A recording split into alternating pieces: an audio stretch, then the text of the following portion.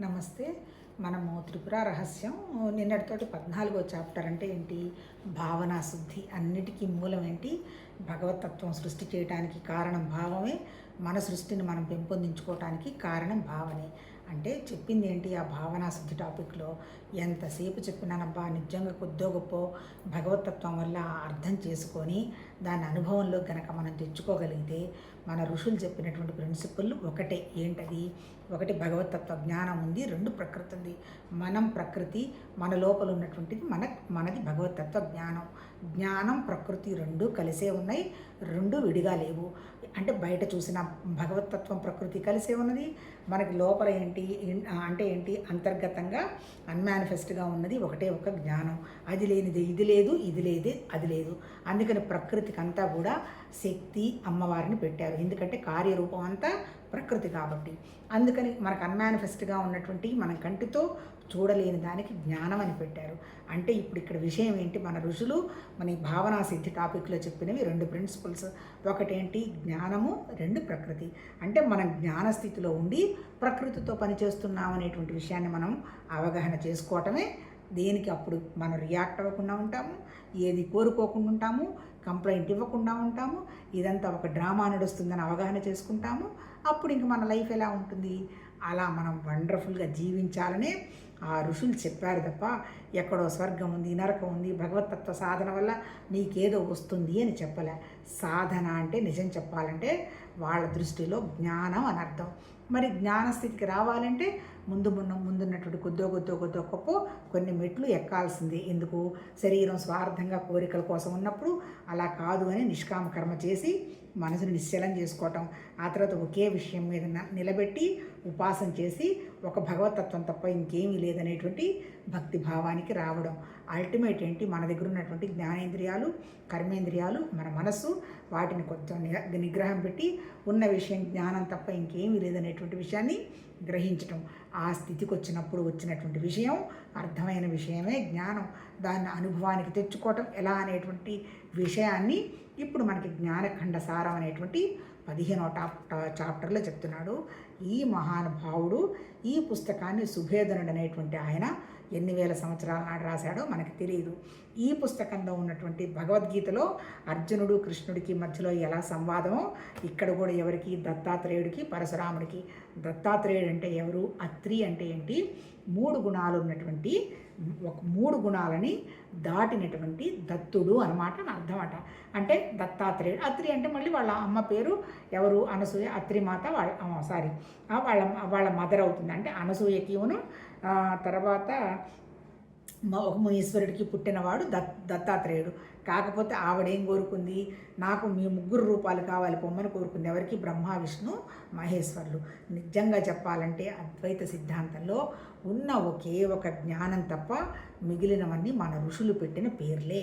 బ్రహ్మ, విష్ణు, మహేశ్వరులు అంటే మన దగ్గర ఉన్నటువంటి 3 గుణాలు ఏంటి? సత్వగుణం, తమోగుణం, రజోగుణం. సత్వగుణం అంటే మన దగ్గర ఉన్నటువంటి జ్ఞానేంద్రియాలు, రజోగుణం అంటే మన దగ్గర ఉన్నటువంటి కర్మేంద్రియాలు, తమోగుణం అంటే మన శరీరం. మళ్ళీ వీటికి సంబంధించి రజోగుణం అంటే కర్మేంద్రియాలు. మళ్ళీ ఈ కర్మేంద్రియాలు, జ్ఞానేంద్రియాలు ఎక్కడి నుంచి వచ్చాయి? పంచభూతాల్లో ఉన్నటువంటి లక్షణాలే.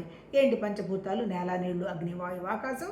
మన మనసు, మన బుద్ధి, అహంకారం, ఇవన్నీ కూడా ప్రకృతే. ప్రకృతి కాకుండా ఉన్నది ఒక చైతన్యం, జీవ చైతన్యం, జ్ఞానం. అది కూడా మనతోనే ఉన్నది. అంటే జ్ఞానం, ప్రకృతి కలిపి పని చేసుకుంటూ పోతున్నాయి. ప్రకృతికి మాత్రమే పని జరుగుతున్నట్టు తెలుస్తోంది, జ్ఞానానికి ఆలోచన ఉన్నదని తెలుస్తోంది. సపోజ్ ప్రకృతి పని చేయటం లేదు, జ్ఞానం ఉన్నదో లేదో మనకు అసలు అర్థమయ్యే క్వశ్చనే లేదు. నా పుట్టి జ్ఞానం ఉంది, నేనేమి పని చేయటం లేదు అనుకోండి, ప్రకృతి లేదనుకోండి, పుట్టి జ్ఞానం ఏం చేస్తుంది? అందుకని మన మహానుభావులు, మన ఋషులు మన దగ్గర ఉన్నది జ్ఞానం, ప్రకృతి అనేటువంటి దృష్టిలో పెట్టుకొని ఈవెన్ పెళ్లిలో కూడా అర్ధనారీశ్వరులు అన్నాడు. ఒకళ్ళు జ్ఞానం, ఒకళ్ళు ప్రకృతి. అంటే మళ్ళీ ఇక్కడ పురుషుడు స్త్రీలు కాదు, ఉన్నవి రెండే రెండు. అంటే ఏంటి? మన ఋషులు మనకు చెప్పింది ఏంటంటే నీ జ్ఞానాన్ని పెంచుకో, నీ బుద్ధిని వికాసం చెందుకోమని చెప్పారు. కానీ ఇంకా అదర్వైజ్ వాళ్ళు ఏం చెప్పలే. బుద్ధి వికాసం ఎప్పుడైతే చెందుతుందో వైరాగ్యం వచ్చేస్తుంది. వైరాగ్యం రావడంతో ఇది కరెక్టా ఇది కాదా అని వివేకం వస్తుంది. వివేక వైరాగ్యం వచ్చిందంటే సత్యం ఏంటో మనకు అర్థమైపోతుంది. ప్రకృతి అనేది ఉంటుంది, వెళ్ళిపోతుంది. బ్రహ్మ విష్ణు మహేశ్వరులు మనమే సృష్టి చేసుకున్నాం. నిద్రలేస్తూనే సృష్టి జరిగింది. రాత్రిపూట కొద్ది గొప్ప నిద్ర మొదలుపెట్టిన తర్వాత ఆలోచనలు, స్వప్నావస్థ, డీప్ స్లీప్కి వెళ్ళిపోతాం, మళ్ళీ లయం, మళ్ళీ లేస్తాం, మళ్ళీ సృష్టి. అంటే ఈ చక్రం అంతా ఇలా తిరుగుతూనే ఉన్నది. దాన్ని మహానుభావులు ఈవెన్ సృష్టికి సంబంధించింది కూడా టైము స్పేసు ఆబ్జెక్టు తిరుగుతూనే ఉన్నాయి. కానీ కదలకుండా ఉన్నదైతే మాత్రం వండర్ఫుల్ జ్ఞానం, సర్వస్వతంత్రమైనది, అది మనతో కూడా ఉన్నది. అది ఉండబట్టే మన ప్రకృతి నడుస్తున్నది, అది సత్యం. సరే, ఇప్పుడు ఇక్కడ ఏం చెప్తున్నాడు జ్ఞానఖండ సారంలో? ఇప్పుడు మనకేంటి, దత్తాత్రేయుడు పరశురాముడికి బోధిస్తున్నాడు. ఈ పరశురాముడికి బోధించే క్రమంలో ఇప్పుడు మనకు సుభేదుడు బోలెడు కథలు సృష్టించాడుగా. హేమచూడు, హేమలేఖ, మహాసేనుడు, వీళ్ళందరూ ఉన్నారు కదా. వీళ్ళ సృష్టి అంతా జరిగింది కదా. ఇప్పుడు ఇక్కడ 15వ చాప్టర్లో అడుగుతున్నాడు పరశురాముడు దత్తాత్రేయుని, మహానుభావ గురుదేవ, నాకు నువ్వు చెప్పినవని నాకు అర్థమైనవి. నాకు అసలు ఏం అర్థమైంది అంటే, మొత్తం కూడా ప్రపంచమంతా కూడా అద్దంలో ఎట్లా అయితే దర్పణం మనకు కనపడుతుందో అలాంటిది భగవతత్వం, అది తప్ప ఇంకొకటి ఏమీ లేదు. ఆ తర్వాత ఇంకోటి ఏంటి, సంవిత్, ఆ తర్వాత ఇంకో పదాలు ఏం వాడాడు, సంవిత్తి, వేద్యం, మళ్ళీ రెండు ఉన్నాయి. సంవిత్తు లేకుండా వేద్యం అనేది లేదు. సంవిత్ అంటే జ్ఞానం, వేద్యం అంటే ప్రకృతి. అందుకని ఏంటి, వేద్యం ఉన్నది సంవిత్తులోనే ఉన్నది, సంవిత్తు ఉండబట్టే వేద్యం ఉన్నది. ఇది కూడా నాకు అర్థమైంది, బాగానే ఉంది. అసలు నిజంగా చెప్పాలంటే ఇది ఏమిటి మరి? ఇదంతా నువ్వు ఏమీ లేదు ప్రపంచం లేదు అంటున్నావు. కానీ నాకు ప్రపంచం కనపడుతుంది, మనుషులు కనపడుతున్నారు, అన్నీ కనపడుతున్నాయి. మరి అవన్నీ చూస్తూ ఇదే నేను జ్ఞానం అని నేను ఎలా అనుకోని ఏడవాలి అని అడిగి, రెండోది ఏమంటాడు, మరి మోక్షం అంటావు. మరి మోక్షం అంటే ఏంటి? ఇప్పుడు నాకు జ్ఞానం వచ్చిన తర్వాత మోక్షం కలిగింది అంటావు. మరి జ్ఞానం వచ్చిన తర్వాత కూడా మళ్ళీ ప్రపంచ విషయాలన్నీ నా కంటికి ఎందుకు కనపడుతున్నాయి? మళ్ళీ అక్కడికి పోవాలి, ఇక్కడికి పోవాలి, అది నాది అని పరిగెడుతున్నానే. మరి అలాంటప్పుడు నాకు అసలు మోక్షం వచ్చిన తర్వాత నేను వీటన్నిటిని అక్కర్లేదు కదా. మరి నేను జ్ఞానస్థితిలో ఎక్కడో కూర్చొని కుదురుగా ఉండాలి కదా, అలా నేను చేయటం లేదు కదా. రెండోది. మూడోది ఏమడుగుతున్నాడు, మరి ఇంతమంది నువ్వు జ్ఞానులు అన్నావు. ప్రతి జ్ఞాని ఒకే రకంగా లేడు కదా. ఒకడు కర్మయోగం చేస్తున్న జ్ఞాని ఏదో పనులు చేసుకుంటూ పోతున్నాడు, జ్ఞానం ఉన్న తర్వాత కూడా ఇప్పుడు మన ఆశ్రమాలకు సంబంధించి. ఆ తర్వాత ఇంకొక జ్ఞాని ఏం చేస్తున్నాడు, ఎక్కడ హిమాలయాలో కూర్చొని నేను జ్ఞానం అనుకుంటున్నాడు. ఆ తర్వాత తిక్కగా ఉన్న అవధూతులు కనపడుతున్నారు. అసలు నిజం చెప్పాలంటే ఈ జ్ఞానం గోల ఏంది అని అడుగుతాడు. అప్పుడు దానికి ఏం చెప్తాడంటే, దత్తాత్రేయుడు, మహానుభావ, అసలు నిజం చెప్పాలంటే ప్రశ్నలు ఆగిపోవాలి. కానీ నువ్వు వేస్తున్న ప్రశ్నలు ఎలా ఉన్నాయి, నువ్వు బుద్ధిమంతుడివి, నువ్వు సబ్జెక్ట్ అర్థం చేసుకున్నావు, వండర్ఫుల్గా నువ్వు ప్రశ్న ఇస్తున్నావు. ఇలా నువ్వు భగవతత్వానికి సంబంధించి అర్థం చేసుకొని ప్రశ్న వేయాలన్నా నీకు ఆ భగవతత్వం యొక్క కృప ఉన్నప్పుడు మాత్రమే నీకు సాధ్యమవుతుంది. వండర్ఫుల్గా నీ దగ్గర బ్రహ్మాండమైనటువంటి భగవతత్వ కృప ఉన్నది. అందుకని ఏం చెప్తాడు తర్వాత, నువ్వు చెప్తున్న మాట నిజమే, ఇందులో నేను కాదలేను. భగవతత్వం అనేది ఒక దర్పణంలో ప్రతిబింబంలాగా కనపడుతున్నది, సర్వత్రా అదే ఉన్నదని నువ్వు అర్థం చేసుకున్న విషయం కరెక్టే. కానీ మా నాయన, నువ్వు అర్థం చేసుకున్నావు కానీ నేనదే నువ్వు చెప్పటల్లా. అంటే నువ్వు తటస్థంగా ఎలా చెప్తున్నావు, లోపల నీళ్లున్నాయి, నీళ్లలో నేను మునిగితే ఎలా ఉంటుంది అనేటువంటి భావాన్ని వాడుతున్నావు. కానీ నువ్వు ఒడ్డు బయట ఉండి నీళ్ళని ఎంతసేపు చూసినా నువ్వేం అర్థం చేసుకుంటావు? నువ్వు నాకు చెప్పాల్సిన విషయం ఏంది, గురుదేవా నువ్వు చెప్పిందంతా నాకు అర్థమైంది, నేనే అదే నాకు తెలిసిపోయింది, ఇంకా నేను తప్ప ఇంకొకటి లేదు అనే పదం నువ్వు వాడాలి. కానీ నువ్వు అది వాడాల. ఏమని వాడావు? మళ్ళీ నేను దర్పణంలాగా నేను సపరేట్గా కనపడుతున్నాను కదా అని నువ్వు ద్వైతం మాట్లాడుతున్నావు. అది కరెక్ట్ కాదు. నువ్వు నీళ్లలో దిగితే కానీ నువ్వు అప్పుడు నేను అది అనేటువంటి విషయం తెలీదు, చెప్తాను నేను, చాలా కథలు ఉన్నాయి అనేటువంటి విషయంగా మొదలు పెడతాడు. ఒక్కసారి ఇది మనం చదివి ఆ కథలేంటో రేపు చదువుకుందాం. ఇప్పుడు నేను చెప్పిన సబ్జెక్టే వీళ్ళు రాసినటువంటి భాషలో ఉంది. ఒకసారి ఇది భగవతత్వ దయ వల్ల మన సంతృప్తి కోసం ఇదంతా అంతే కదా. ఇప్పుడు మనం చేయబోయేది లేదు, ఏం లేదు. తర్వాత ఇంకోటి ఏంటంటే, భగవతత్వానికి సంబంధించిన విషయము మనకి ఎప్పుడైతే అనుభవం ఉండదు కాబట్టి ఎన్నిసార్లు అర్థం చేసుకున్నా అది కొత్తగానే ఉంటుంది. ఇప్పుడు ఆ కొత్తదనం పోవాలి అంటే ఇప్పుడు ఇందులో చెప్తున్నట్టుగా మనం నీళ్ళల్లో దిగాలి. నీళ్ళల్లో దిగిన తర్వాత అప్పుడు మనకు అనుభవం వస్తుంది. ఆ అనుభవం వచ్చిందాక శ్రవణం, మననం, నిధిధ్యాస, సాక్షాత్కారం అనండి, అనుభవం అనండి జరుగుతూనే ఉండాలి.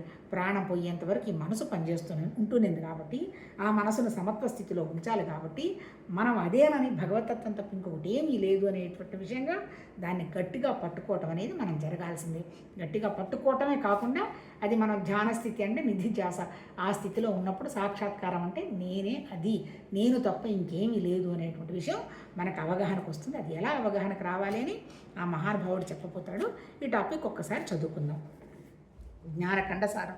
పరశురాముడు శైలలోకాఖ్యానం విన్న తర్వాత తన ఆశ్రమానికి వెళ్ళి గురువు చెప్పినట్లుగా విన్న దానినంతా విమర్శించి మరలా గురువు వద్దకు వచ్చి ప్రణమిల్లి తాను గ్రహించిన దానిని ఆయనకి నివేదిస్తూ దానిపై కలిగిన సంశయాలను ఇలా ప్రశ్నించాడు. భగవానుడా, నీవు అనేక కథలతో చెప్పినటువంటి విషయాన్ని నేను అనేక విధాలుగా ఆలోచించాను. నాకు ఇంతవరకు తెలిసింది ఏమిటంటే తెలుసుకొనుట లేదా జ్ఞానం అనేది ఒక్కటే సత్యం. తెలుసుకొనబడేది అంతా కల్పితం. అద్దంలో కనిపించే నగరం వలె తెలియబడుతున్నదంతా అసత్యం. ఇప్పుడు నేను చెప్పగలిగిన భగవంతుడి దయ వల్ల ఈ 100% ఈ భాష రాదు. ఎందుకంటే మహానుభావులు ఋషులు వాళ్ళకి తెలిసిన దాంట్లో వాళ్ళ అనుభవం తెచ్చుకున్న దాంట్లో మనకెంత ఏమంటారు, ఒక వెంట్రుకలో 1,00,000 వంతు కూడా మనకు అవగాహన లేదు, అర్థం కూడా కాదు. ఇందులో ఇప్పుడు ఏం చెప్తున్నాడు, ఇప్పుడు వెళ్ళాడు అంటే ఏంటి, పరశురాముడు దత్తాత్రేయుడి దగ్గర ఏమి లేడంటే ఎవరి ప్లేసుల్లో ఎవరి ఏరియాల్లో వాళ్ళు ఉన్నారు. సరే, మళ్ళీ ఆయన ఇక్కడికి వచ్చిన తర్వాత మహానుభావ ఇప్పుడు నువ్వేంటి కొండలో నుంచే ఒక రాజ్యాన్ని సృష్టించాడన్నావు, 124 కోట్ల భగవతత్వ భావం అన్నావు. నాకు అది 100% అర్థమైంది. నువ్వు చెప్పింది కూడా నేను వెళ్ళి ఏం చేశాను, ఇంకా నేను కాంటెంప్లేట్ చేశానంటే నేను విచారణ చేసుకున్నా. ఇప్పుడు మనం అర్థం చేసుకోవాల్సింది ఏంటి, 4 రకాల మనుషులు ఉంటారు. ఏంటి, ఉత్తమాధికారి, మధ్యాధికారి, మందాధికారి, అధమాధికారి. ఉత్తమాధికారికి వెంటనే అర్థం చేసుకుంటాడు, అనుభవంలోకి తెచ్చేసుకుంటాడు. రెండో వాళ్ళ మనం మధ్యాధికారులం అంటే వినాలి, శ్రవణం చేసుకోవాలి, అది అనుభవానికి తెచ్చుకోవాలి, ఓహో నేను అదేనని గ్రహించాలి. ఇప్పుడు ఏంటి, ఇక్కడ ఏం చెప్తున్నాడు, వీళ్ళకేం కావాలి, విచారణ కావాలి, శ్రవణం, మననం, నిధిధ్యాస, సాక్షాత్కారం. తర్వాత మూడోది ఏంటి, ఆ ధ్యాసలో ఉండాలి 24 గంటలు. ఏదో సగం చేశానంటే అంత తేలికగా అర్థం కాదు. ఎందుకంటే అనుభవంలోకి తెచ్చుకోవాలిగా, ప్రాక్టీస్ లేనిది ఎట్లా వస్తుంది, అది 3. అప్పుడు మనకు విషయం అర్థమవుతుంది. సరే గురుదేవా, నువ్వు చెప్పినట్టుగా నేను విచారణ చేసిన తర్వాత నాకు అర్థమైంది నాకేందంటే తెలుసుకొనుట లేదా జ్ఞానం అనేది ఒకటే సత్యం. అంటే ఏంటి, తెలుసుకొనుట లేదా జ్ఞానం అంటే ఏంటి, తెలుసుకొనుట ఉండడం అన్నాడు, సత్ చిత్ ఆనందం అన్నాడు. ఈ ఉండడం అనేది ఏంటి, ఎట్లా ఉంది అంటే ఎట్లా ఉందంటే అంటే ఉందంటే ఉంది, లేదంటే లేదు, అర్థమైందంటే అర్థమైంది, అర్థమైతే కాలేదు అంటారు. అంటే అర్థమైంది, ఉండడం అనేటువంటి కాన్సెప్ట్ ఉన్నది. కానీ ఆ ఉండడం ఎలా ఉంది, తెలిస్తేనే ఉంది, తెలియకపోతే లేదు. అంటే ఏంటి, ప్రకృతి ఉంటేనే అది ఉన్నదని తెలుస్తుంది, అది ఉంటేనే ప్రకృతి ఉంటుంది. ఇప్పుడు ఇందాక మనం మాట్లాడుకున్నాం కదా, వాళ్ళు ఎంతసేపు చెప్పినా, మన ఋషులు చెప్పినా కాన్సెప్ట్ ఒకటే, మనలో ఉన్నదే వాళ్ళు చెప్పారు. నా లోపల ఏంది, జ్ఞానం ఉంది, నేను మాట్లాడుతున్నాను, ఆచరణ అంటే పని చేస్తున్నాను. అంటే లోపల ఏంటి అంటే నామం రూప క్రియ. నామం అంటే ఆలోచన, రూపం అంటే ఈ శరీరం, క్రియ ప్రాణశక్తి జరిగిపోతుంది. అంటే ఇప్పుడు నా దగ్గర అసలు ఆలోచనే లేదు, ఇంకా నేను ఎక్కడున్నాను, ఉంటే ఉన్నాను, ఈ పిచ్చామలాగను వెర్రామలాగను ఎక్కడో పడుంటాను.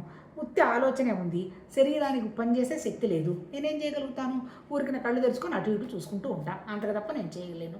ఇప్పుడు మన దగ్గర ఎలా అయితే ఉన్నాయో ఆ భగవతత్వ వ్యవహారంలో కూడా వండర్ఫుల్ జ్ఞానం అనేది ఉండడం. లేకపోతే ఇంత వండర్ఫుల్గా సృష్టి ఎలా జరిగింది, ఎవరైనా కూర్చొని చేశారా, ఎవరైనా చూసారా, చెప్పారా, ఎవరు చెప్పాలా. అంటే అల్టిమేట్గా జ్ఞానమే అయి ఉంటుంది.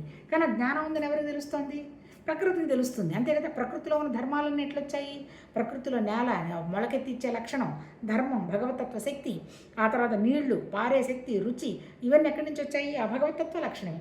అట్లాగే మనం ఉన్నాం, ఇప్పుడు నాకు ఆలోచించే శక్తి భగవతత్వ లక్షణం ఉంటే కదా ఆలోచించే శక్తి ఉంది.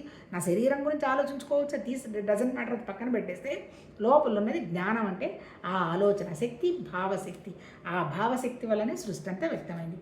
ఇప్పుడు నువ్వు చెప్పిన దాన్ని బట్టి నాకేంటి, దత్తాత్రేయుడికి చెప్తున్నాడు, తెలుసుకొనుట లేదా జ్ఞానం అనేది ఒక్కటే సత్యం. అంటే ఆ జ్ఞానం ఉండడం అనేటువంటి విషయం మన అవగాహనకి తెచ్చుకోవటం అనేటువంటి విషయమే సత్యం, ఇంకేమీ లేదు. సత్యం అంటే ఏంటి, ఓహో సంథింగ్ ఈజ్ దేర్ దాన్ మీ అనేటువంటి విషయాన్ని మనం గ్రహించడమే సత్యం. తెలుసుకొనబడేదంతా కల్పితం. కానీ ఇప్పుడు నేనేంటి తెలుసుకున్నానన్నాను అనుకో, అది కల్పితం. ఎట్లా తెలుసుకుంటాను నేను, నా మనసు, నా బుద్ధి, నా చిత్తం, నా అహంకారం, దాని ద్వారాగా నేను చూసేది లేదండి. నేను బ్రహ్మాండంగా త్రిపుర రహస్యం నాకు వండర్ఫుల్గా అర్థమైపోయింది, నేను దేవుణ్ణి చూశాను నాకు కనపడ్డాడు అన్నాం అనుకో, అది 100% ఫాల్స్, కల్పితం. ఎందుకంటే దేవుడు లేడు. ఉన్నదంతా ఏంటి? జ్ఞానం అనేటువంటి దైవత్వమే ఉన్నది. దాన్ని మనం చూడలేము, కానీ ఉన్నదని మనం గ్రహించగలగడం. ఇప్పుడు చెప్పడం ఏంది? ఉండడం, తెలియడం. తెలుస్తున్నది ఎవరికి? ప్రకృతికి తెలుస్తున్నది. ప్రకృతి మళ్ళీ దేవుడా? కాదు, కానీ తెలుసుకుంటుంది అంతే. అంటే ఇక్కడ చెప్పింది ఏంటి? రెండే ఉన్నాయి, ఒకటి ఉండడం, రెండు తెలియడం. అంటే ఇప్పుడు ఇక్కడ ఆయన చెప్పింది తెలుసుకుంటున్నాను, నేను బ్రహ్మాండంగా చెప్తున్నాను, నాకు బాగా అర్థమైందంతా అన్నదంతా కల్పితం, ఇదంతా మాయ, జస్ట్ ప్రకృతి. కానీ ఉండబట్టే నోట్లో నుంచి మాట వస్తున్నది, అది సత్యం, అది 100% సత్యం. కానీ నేను మాట్లాడుతున్నానని నేను అన్నాను అంటే అది కల్పితం, అది మాయ. ఎంత వండర్ఫుల్గా చెప్తున్నారు అర్జున్. ఏమి తెలివితేటలు వాడు. అంత అద్దంలో కనిపించే నగరం వలె తెలియబడుతున్నదంతా అసత్యం. ఒక అద్దం ఉంది, ఇప్పుడు మనకి సెల్ ఫోన్లో నేను కనపడుతున్నాను, అద్దం ఉంది, స్క్రీన్ బాగానే ఉంది, నేను అబద్ధం. ఎందుకు? నేను ప్రకృతి కాబట్టి. కానీ మరి అద్దం కంటికి కనపడదు, నేను చెప్పలేను, కానీ అద్దం వల్లనే నా బొమ్మ రిఫ్లెక్ట్ అవుతుంది. లేకపోతే ఇప్పుడు నాకు ఆ స్క్రీన్ లేకపోతే నా బొమ్మ కనపడదు కదా, కానీ కనపడే నా బొమ్మ మాయ. ఎందుకంటే ఒరిజినల్గా నేనేం కనపడలేదుగా, జస్ట్ నా బొమ్మ కనపడుతుంది. ఎంత బాగా చెప్పాడు చూడప్ప. అంటేనబ్బా, నిజంగా చెప్పాలంటే భగవద్గీతలో కూడా చెప్పడం జరిగింది అంతే. ఏ బుక్ తీసుకున్న ఋషులు మహానుభావులు ఉండడం, తెలియడం, ఈ తెలియడాన్ని ఉండడం అనేటువంటి అనుభవంలోకి తెచ్చుకోవటం సాధన, విషయం అర్థం చేసుకోవటం. సాధన అంటే మళ్ళీ ఏంటి? ఇది జ్ఞానం అని గ్రహించడం సాధన, ఇది జ్ఞానం, ఇదే భగవతత్వం అనేటువంటి భావనలో మనం ఉండగలగడం అనుభవం. అంటే ప్రకృతి అంతా నాటకం, పోతావు, పార్టిసిపేట్ చేస్తావు, తింటావు, సరదాగా ఉంటావు, కానీ అక్కడ ఉన్నా ఎక్కడ ఉన్నా ఇంటీరియరైజేషన్ అనుకుంటారు కదా, అంతర్గతంగా నేను జ్ఞానం అనేటువంటి విషయాన్ని 100% అంటిపెట్టుకొని ఉండడం. అప్పుడు దానికి రియాక్షన్ ఉండదు, రెస్పాండ్ ఉండదు, కింద పడడం ఉండదు. చెప్పడం చూడు ఎంత బాగా చెప్తున్నారు అని చెప్తున్నాడు. ఏమన్నాడు? నువ్వు చెప్పావు బాగుంది, నాకు అర్థమైంది విషయము, ఉన్నదంతా ఒకటేను జ్ఞానం, అది నాకు తెలుసుకోవటం ఒకటేను, అద్దంలో లాగా జ్ఞానం ఉన్నది, అది నాకు అంతవరకు అర్థమైంది అన్నాడు. రెండోది, జ్ఞానమే రూపంగా గల ఆ పరమేశ్వరి తన స్వాతంత్రం యొక్క మహిమ చేత కుండకు మట్టి కావలసినట్లు ఏ పదార్థంతో అవసరం లేకుండానే తన యందే అవ్యక్తం మొదలగు భేదాలతో జగత్తును భాషింప చేయుచున్నది. ఆత్మలు వెలుపలకు ఏదో ఉన్నట్లు తోచటయే అవ్యక్తం. మీరు చెప్పిన దాన్ని సూక్ష్మంగా విచారించగా నాకు ఇంతవరకు తోచింది.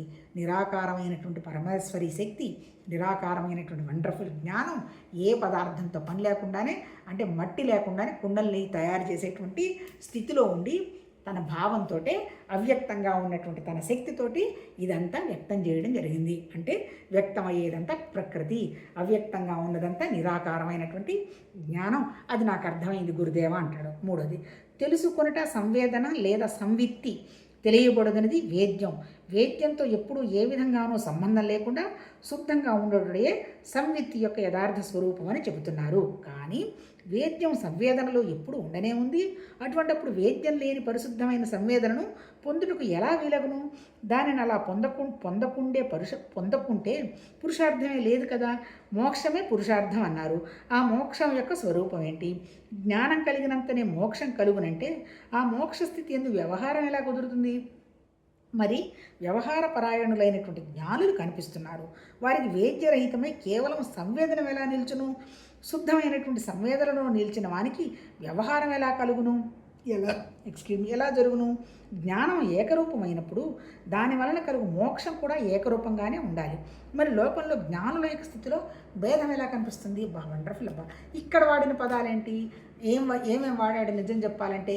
జ్ఞానానికి దానికి ఆత్మ, జ్ఞానం, అనాత్మ 99 విశేషాలు, జ్ఞానం భగవతత్వం, జ్ఞేయం కంటికి కనపడుతున్న విశేషాలన్నీ ప్రకృతి, తర్వాత ఇంకోటి ఏంటి? స్వరూపం ఒకటే ఒకటి భగవతత్వ జ్ఞానం, స్వభావం రకరకాల స్వభావాలు, సామాన్యం పరమాత్మతత్వ జ్ఞానం, తర్వాత సామాన్యం, తర్వాత మళ్ళీ విశేషాలు మన కంటికి కనపడుతున్నది. ఇక్కడ చెప్పింది ఏంటి? తర్వాత ఇంకోటి ఏంటి? సత్తు భగవతత్వం అనేది ఉన్నది, అసత్తు మిగిలిందంతా అదే. ఆ తర్వాత మళ్ళీ దీంట్లో కూడా మనం చాలా పదాలు వాడుకున్నాం, మర్చిపోయినాను కానీ. అంటే ఇప్పుడు ఇక్కడేం వాడుతున్నాడు? సంవిత్, సంవేదన, సంవిత్తి, వేద్యం అని వాడుతున్నాడు. సంవేదన సంవిత్తి అంటే భగవతత్వ జ్ఞానం, వేద్యం అంటే ప్రకృతికి సంబంధించిన జ్ఞానం. ప్రకృతి స్థితిలో ఉండి సంవేదనాన్ని అర్థం చేసుకోవాలి. మంచిదే, అర్థం చేసుకుంటారు. మరి అర్థం చేసుకుంటేనే మోక్షం వస్తుంది. కరెక్టే. మోక్షం అంటే ఏంటి? మోక్షం అంటే ఎవరికైతే జ్ఞానం ఉంటుందో అది మోక్షం అన్నావు, బాగానే ఉంది. మరి అదే మోక్షం అయితే, జ్ఞానం ఒకటే అయితే ఇన్ని రకాల పనులు ఎందుకు జరగాలి? ఇప్పుడు జ్ఞానులు ఒకే పని చేసుకుంటూ లేరు కదా, అందరి దగ్గర జ్ఞానం ఉన్నా ఒక్కొక్కళ్ళు ఒక్కో రకంగా కనపడుతున్నారు. మరి ఈ భేదాలేంటి అని అడుగుతున్నాడు. అంతకు తప్ప ఇంకెక్కడ ఏమీ లేదు. అసలు నిజంగానే జ్ఞానం ఏకరూపమైనప్పుడు దానివల్ల కలుగు మోక్షం కూడా ఏకరూపంగానే ఉండాలి. జ్ఞానం ఒకటే, మరి మోక్షం కూడా ఎలా ఉండాలి? ఒకే రకంగా ఉండాలి కదా. మరి ఇన్ని రకాలుగా ఎందుకు మనుషులు జ్ఞానులు కనిపిస్తున్నారు? మరి నిజంగా వాళ్ళకి జ్ఞానం వచ్చేసేసి సంయుక్త స్థితిలో ఉంటే మళ్ళీ ప్రకృతి వ్యవహారం ఎందుకు? నోరు మూసుకొని ఒకే చోట ఏ ధ్యాన స్థితిలోనో ఏ హిమాలయాల్లోనో కూర్చోవాలిగా. మళ్ళీ భూమి మీద పనులన్నీ వాళ్ళ ద్వారా ఎందుకు జరుగుతున్నాయి అంటే అసలు అదేంటి? మరి అది చెయ్యొచ్చా? నిజంగా జ్ఞానం వచ్చిన వాడికి భౌతికతంతో ఏం పని, వ్యవహారాలతో ఏం పని అని అడుగుతున్నాడబ్బా వివరం చెప్పమని. ఆ తర్వాత ఇంకేం అడుగుతున్నాడు? కొందరు జ్ఞానులు శాస్త్రం చెప్పినట్లు ఆయా కాలాలలో చేయవలసినటువంటి కర్మలు చేస్తున్నారు. అంతే కదా. ఇప్పుడు మనకు మీ పీఠాధిపతులు ఉన్నారు. ఈ పీఠాధిపతులు ఏం చేస్తారు? మొత్తం మనకి శంకరాచార్య గారు ఏం చేశారు? అసలు ఆయన మహానుభావుడు, అద్వైత వేదాంతమైన ఆయన 4 పీఠాలను ఏర్పాటు చేశాడు. ఆయన ఉద్దేశం ఏంటంటే అందరికీ దైవత్వం గురించి అర్థం కావాలని తప్ప ఇంకోటి ఏం లేదు. నిజంగా ఆ దేవుడు అసలు నామరూపాలు లేవనేటువంటి విషయం ఆ మహానుభావుడు శంకరాచార్య గారికి తెలుసు. లాస్ట్లో సౌందర్య రహాల్లో ఆ కాశీలో ఆ విగ్రహాన్ని పట్టుకొని ఎక్కిళ్ళు పెట్టి ఏడిచాడట. నామరూపాలు లేని వాడికి పెట్టాను, నా కర్మ పొరపాటైంది, నన్ను క్షమించు అని పోయినాడట. ఎప్పుడైతే ఆయన అలా పెట్టిపోయినాడో ఇప్పుడు వీళ్ళు ఏం చేశారు? దాన్ని తీవ్రం చేసేసుకున్నారు. అసలు విషయం అర్థం చేసుకోవడానికి పోటలు ఎందుకు టైం ఎక్కడ చేస్తుంది? విషయం అర్థం చేసుకోవాలంటే బోలెడు టైం ఉంటే కానీ విషయం చదవలేము, వినలేము, దాన్ని మననం చేసుకోలేము, మననం చేసుకున్న దాన్ని మనం కాంటెంప్లేట్ చేయలేము, తర్వాత దాని అనుభవానికి కూడా తెచ్చుకోలేము. వీళ్ళకి ఇన్ని కార్యక్రమాల్లో మునిగిన వాళ్ళకి బుర్ర ఎక్కడ పెడతారు? ఈవెన్ ఎవరు కొంతమంది మహానుభావులు చదువు ఈవెన్ పిఠాధిపతులతో సహితం అని చెప్తారు వాళ్ళు. ఎందుకు? కర్మకాండ. పొద్దున్న లేచింది మొదలు ఆ విగ్రహాన్ని పెట్టడము, పూలు పెట్టడము, పూజలు చేయడము, మంత్రాలు చదవడం, వాడితో పాపం సరిపోతుండే, అనుష్ఠానం సరిపోతుండే. ఇంకా అనుష్ఠానంలో వీళ్ళు కాంటెంప్లేషన్ ఎక్కడ చేస్తారు? అందుకని ఇక్కడేం చెప్తున్నారు? అందుకని పాపం కానీ వాళ్ళందరినీ మనం చెడ్డవాళ్ళు అంటామా? వాళ్ళు పుట్టినప్పటి నుంచి భగవతత్వం తప్ప ఏమీ లేదని సర్వాన్ని వదిలిపోయి ఆ పీఠాల్లో కూర్చున్నారు. వాళ్ళకేం పెళ్ళిళ్ళు గిళ్ళిళ్ళు కూడా లేరు. కనీసం వాళ్ళు 24 గంటల భగవతత్వానికి సంబంధించిన విషయం కనెక్ట్ అయినా కాకపోయినా కొంతసేపు అయినా ఆ తత్వంలో ఉంటారు కదా.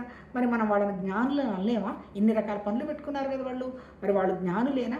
మరి వాళ్ళు జ్ఞానులైతే అసలు ఇన్ని రకాల జ్ఞానులు ఎందుకు? ఉన్నది ఒకటే జ్ఞానం కదా. ఇన్ని రకాల మోక్షాలు ఎందుకని వండర్ఫుల్గా అడుగుతున్నారు. నిజంగా భగవతత్వ సాధనలో గనక ఎవరైనా ఉంటే ఈ పుస్తకం మనకున్నటువంటి డౌట్స్ అన్నీ క్లారిఫై చేసేస్తుంది. చదువుదాం. కొందరు జ్ఞానులు శాస్త్రం చెప్పినట్లు అంటే ఇప్పుడు నేను చెప్పిన పీఠాధిపతుల్లాగా ఆయా కాలాల్లో చేయవలసిన కర్మల్ని చేస్తున్నారు. అంతే కదా. చాతుర్మాసం అంటారు, తర్వాత మళ్ళీ కార్తీక మాసం అంటారు, మళ్ళీ మాఘమాసం అంటారు. అంటే ఎవరికి తోచినవి వాళ్ళు చేస్తూ ఉంటారు. కొందరు భిన్న భిన్న పద్ధతుల్లో దేవతలను ఆరాధిస్తున్నారు. ఒకళ్ళు అమ్మవారు శక్తి అంటారు, శాక్తేయులు అంటారు, ఒకళ్ళు బ్రహ్మ అంటారు, ఒకళ్ళు విష్ణుమూర్తి అంటారు, తర్వాత ఒకళ్ళు ఈశ్వరుడు అంటారు, మళ్ళీ ఈశ్వరుడు భార్య మళ్ళీ శక్తి అంటారు. ఈ శక్తికి 100 పేర్లు ఉన్నాయి. దుర్గా, భవానీ, లక్ష్మి, కాళీ, ఇవన్నీ అమ్మవార్ల పేర్లే. త్రిపుర యాక్చువల్గా ఒరిజినల్ త్రిపుర అయితే నిరాకారమైనటువంటి శక్తి. ఆ నిరాకారమైనటువంటి జ్ఞానశక్తిలో నుంచే సర్వత్రా వ్యక్తమైంది. కానీ అలా అందరుగా ఏ విగ్రహం పెట్టుకుంటే ఆ విగ్రహమే మాకు పవర్ఫుల్, అదే చేస్తుంది అంటారు. ఆ తర్వాత ఇంకేం చెప్తున్నారు? కొందరు ఇంద్రియాలను నియమించి సమాధి అందే నిలిచిపోతున్నారు. యోగులు వాళ్ళ పని ఏంది? ఇంద్రియాలను కట్టుకుని తిననంటే తినను, నిలబడతాను అంటే హిమాలయాలకు ఒంటి కాళ్ళ మీద నిలబడటం అంటే తపస్సు అనమాట. ఆ తపస్సుతోటి నేనేదో సాధిస్తున్నానని పాపం వాళ్ళు సమాధిలో వాళ్ళు అనుకుంటున్నారు. కొందరు ప్రవచనాల చేత శిష్యులు బోధిస్తున్నారు. కొంతమంది ఏంటి? నాకంతా తెలిసింది కదా, ఇక పోని నోరు మూసుకొని ఎందుకులే కూర్చోవటమని బోధనలు మొదలు పెడుతున్నారు. ప్రవచనాలు అంటారట. ప్రవచనాలు బోధిస్తున్నారు. కొందరు శిష్యులు, కొందరు దండనీతిని అవలంబించి రాజ్యాన్ని ఫలిస్తున్నారు. ఇప్పుడు ఎవరు? జనకుడు లాంటి వాళ్ళు ఏంటి? వాళ్ళ ఆ స్థితిలో ఉన్న ఇప్పుడు మన భారతదేశంలో కూడా కదా. ఇప్పుడు ఆదిత్యనాథుడు ఉన్నాడు, అదే నార్త్ ఇండియాలో ఆయన చీఫ్ మినిస్టర్గా ఉన్నాడు కదా. అంటే ఏంటి? యోగులయ్యుండి కూడా మళ్ళీ ఆయన పరిపాలన చేస్తున్నారు. కొందరు సభలలో ప్రతివాదులతో వాదిస్తున్నారు. అంతే కదా. ఇప్పుడు రాజ్యసభలో ఉండేదంతా కూడా మహానుభావాలను తీసుకొచ్చి పెడతాం, ఇది తప్పు ఒప్పు అని వాళ్ళు చెప్తూనే ఉంటారు.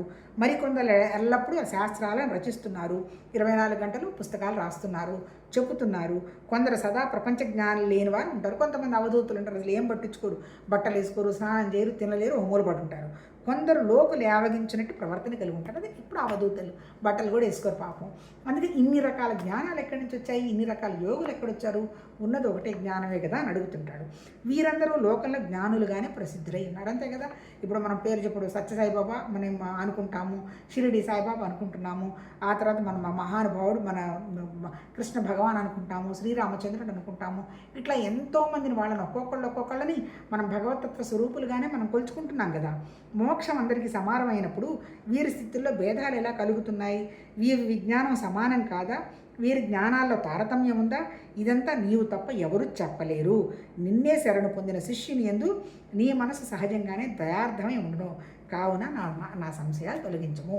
అంటే ఏంటి? మోక్షం ఒకటైనప్పుడు ఇన్ని రకాల మనుషులు ఎందుకు వచ్చారు? ఒకే సిద్ధాంతం పెట్టుకొని సాధించుకుంటూ పోవచ్చు కదా. రకరకాల మనుషులు ఉన్నారు కదా. నాకు విషయం అర్థమయ్యేట్టు నాకు కొంచెం చెప్పు నా మహానుభావ అని అడుగుతున్నాడు. ఈ ప్రశ్నలన్నీ సమంజసములే అని సంతోషిస్తూ దత్తాత్రేయుడు ఇలా వివరించాడు. నాయన పరశురామ, నువ్వు విషయాన్ని అర్థం చేసుకున్నావు నాయన. నువ్వు అడిగిన ప్రశ్నలన్నీ వండర్ఫుల్లేను. నీకు అసలు ప్రశ్న లేని స్థితికి నువ్వు వెళ్ళాలి. అలా నువ్వు ఎలా వెళ్ళి అనుభవంలోకి తెచ్చుకోవాలో నేను కాస్త చెప్తాను విన్నాయన అని మొదలుపెట్టాడు. రామ, నీవు బుద్ధిమంతులలో శ్రేష్ఠుడువు. ఈ చిదాత్మను తెలుసుకొనుటకు నీవు సమర్థుడవు. నీకు సద్విమర్శ కలిగినది. అందువలన తత్వాన్ని తెలుసుకోగలవు. భగవంతుడి యొక్క అనుగ్రహం వల్లనే సద్విమర్శనం కలుగును. ఆయన యొక్క అనుగ్రహం లేకుండా ఎవ్వడూ శ్రేయస్సును సాధ్యమైన సద్విమర్శను పొందలేడు. మన యందు ప్రతిదినం సద్విమర్శనం పొందింపచేయుటయే మనచే ఆరాధించబడినటువంటి ఈశ్వరుడు ప్రసన్నుడై మనకు చేయగలిగిన మహోపకారం. ఆయన చేయగలిగింది అంతవరకే. ఇక్కడ ఏం చెప్తున్నాడు? ఎంత వండర్ఫుల్ చెప్పు. నీకు భగవతత్వ కృప అనేది వచ్చేది ఒక్క విషయం వల్లనే వస్తుంది. నువ్వు విషయాన్ని అర్థం చేసుకొని నువ్వు ఎప్పుడైతే భగవతత్వం ఉన్నదనేటువంటి సద్విమర్శ చేసుకుంటూ ఉంటావో అది అత్యున్నతమైనటువంటి స్థితి. నువ్వు ఆ స్థితికి రాబట్టే నువ్వు ఆ ప్రశ్న ఇస్తున్నావు. భగవంతుడి యొక్క కృప నీ మీద ప్రవహిస్తున్నది, మన మీద ప్రవహిస్తున్నది అంటే అర్థం ఏంటి? విషయాన్ని అర్థం చేసుకొని సద్విమర్శ చేస్తాం. సద్విమర్శ అంటే ఏంటి? మనం ఎట్లా అర్థం చేసుకోవాలి, ఎలా అనుభవానికి తెచ్చుకోవాలి అనేటువంటి భావనలో మనం ఉండాలి. అంటే కేవలం ఆ పరమేశ్వరుడి యొక్క కృప వల్లనే జరుగుతుంది. ఆ మహానుభావుడి వల్ల నీకు జరిగేది అదొక్కటే అంటాడు. ఎందుకు? ఆ భగవతత్వ జ్ఞానం ఎక్కడుంది? మనలోనే ఉన్నది. అంటే ఒక్కసారి మనకి ఓపెన్ అయిపోయిన తర్వాత భగవతత్వ జ్ఞానం అనేటువంటి విషయాన్ని మనం గ్రహించాలి అనుకున్న తర్వాత ప్రపంచానికి సంబంధించిన విషయాల మీద మనకి పెద్దగా వ్యామోహం అంత ఇంట్రెస్ట్ ఆ విషయాల మీద మనకి ఉండదన్నమాట. అలా ఉండాలి అంటే నీకు ఆ భగవతత్వ కృప ఉన్నప్పుడే సాధ్యమవుతుంది.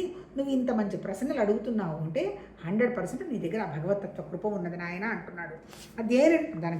దేనిని నువ్వు తెలుసుకున్నావో అది సత్యమే. నువ్వు చెప్పిందంతా 100% కరెక్టే. ఉన్నది ఒకటే. ఆ తర్వాత ఆ ఒకటే ప్రకృతితో కలిసి పనిచేస్తున్నది, అది సత్యమే. ప్రకృతితోనే ఉన్న వాళ్ళంతా భగవతత్వ జ్ఞానంలో మోక్షం ఎట్లా వస్తుంది? ఆ మోక్షం ఇన్ని రకాల మోక్షాలు ఉండవు. ఒక మోక్షం 100% నువ్వు అడిగిన ప్రశ్నలు అవన్నీ సబబే నాయన. కావున దానికేం చెప్తున్నాడు చూడండి. కానీ చిదాత్మను గురించి నీకు చక్కగా తెలియలేదు. నువ్వు చెప్తావు కరెక్టే, కానీ ఏంటి మనం బాగా బోధిస్తున్నావు, అర్థమైంది 100%. నేను చెప్పినవన్నీ కూడా నువ్వు చిలక పలుకులాగా చెప్తున్నావు కరెక్టే.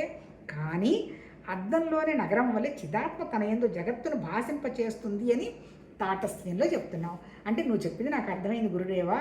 అద్దంలో బొమ్మ వల్ల భగవతత్వం ఉందని చెప్పావు అంతవరకు బాగానే ఉంది. కానీ నువ్వేం చెప్పావు? ఆ చిదాత్మయే నేను నీకు తోచలే.